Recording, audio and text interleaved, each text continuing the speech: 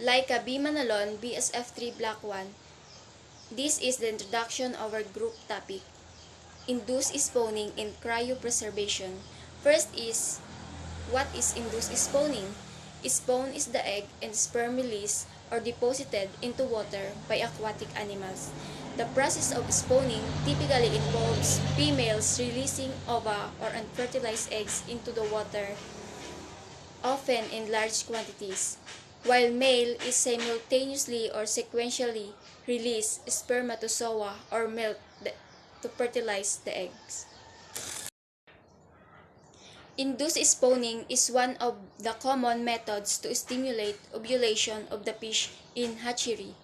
Several natural and artificial hormones have been used to induce breeding of fish, while ovaprene is one of these most popular and effective solution to stimulate the maturation of male and female brood fish. How induced spawning is performed? The artificial process of means of which the extract of the pituitary introduced inside the body of the both matured male and female fishes. Then, after being excited, they lay eggs in the pond water and subsequently fertilization takes place. The demand for the fish for food, recreation, and ornamental aquariums is steadily increasing. Natural fish population have declined during the last several decades because of environmental degradation and overfishing. This has resulted in an increased effort in the development of techniques for hatchery, production of fish. Traditional aquaculture species such as trout, catfish, common carp, golden shiner, and goldfish reach sexual maturity and spawn in the hatcheries or ponds. When conditions are appropriate, however, a number of fish species that have or potentially have great economic significance for aquaculture do not reproduce spontaneously in captivity. Many of these fish spawn in environments that are nearby impossible to simulate in a hatchery. Hormone-induced spawning is the only reliable method to induce reproduction in these fishes. Hormone-induced spawning of fish has been used for almost 60 years. Surprisingly, the same procedure with only minor modification had been used to spawn an entire range of fishes from the ancient sturgeon and paddlefish to carp, catfish, salmon, sea bass, redfish, snook, and mullet. In addition to breeding other desirable fish species, induced spawning can be used for. First is produce hybrids that are different from the parent species. Second, produce sterile polyploid fish. For example, sterile triploid grass carp for aquatic weed control.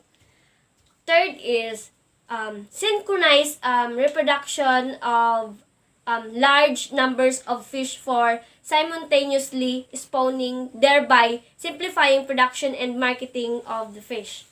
Fourth, produce fry outside the normal spawning season for maximum hatchery production and to provide fish when the price and market demand is greatest. And 5, maximize survival of fry under controlled hatchery conditions.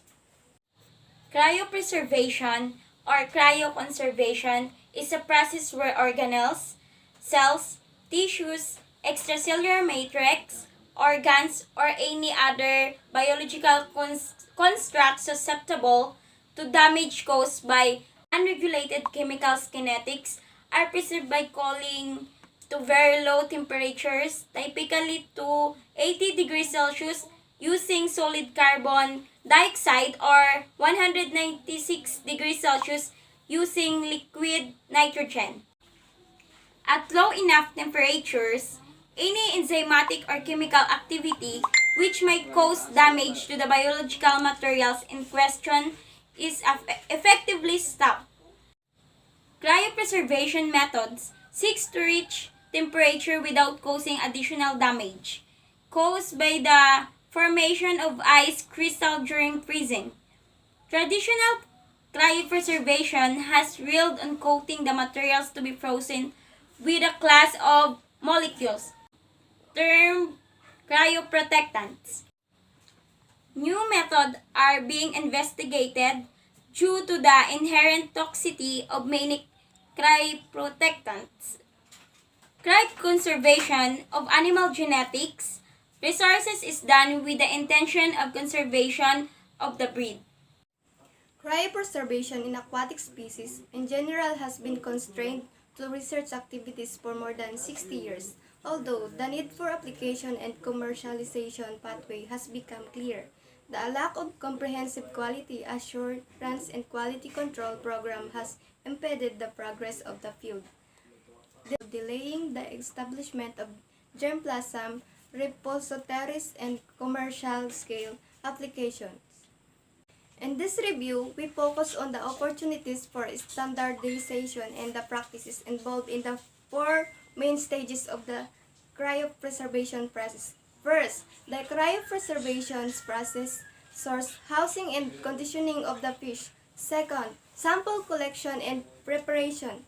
Third, freezing and cryogenic storage of sample. And the last is egg collection and use of taught sperm sample.